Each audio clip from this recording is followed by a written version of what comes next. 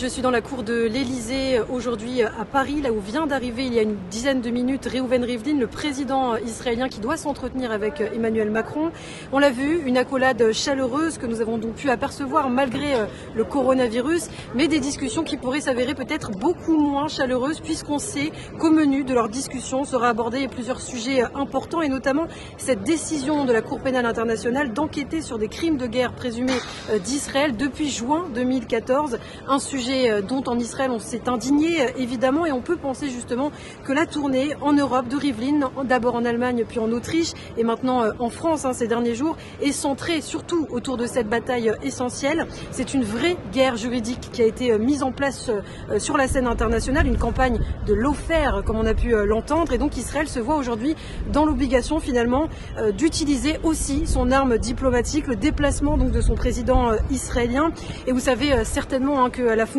présidentielle est toujours présentée comme honorifique dans le sens où celle-ci n'aurait aucune incidence politique, mais Israël n'ayant pas de constitution et étant régi par des lois fondamentales, eh bien l'utilisation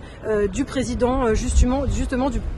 déplacement du président peut servir comme une stature morale finalement. D'ailleurs, avant sa rencontre avec Emmanuel Macron, Reuven Rivlin a appelé la France et les autres États européens à s'opposer à cette décision de la Cour pénale internationale. Le chef de l'État israélien a déclaré qu'il s'agissait d'une arme politique, une décision moralement et légalement en faillite. Voilà ce qu'a dit donc le président israélien. On voit donc que c'est un sujet qui tient à cœur Reuven Rivlin, 81 ans, certainement aussi sa dernière tournée en Europe avant sa retraite.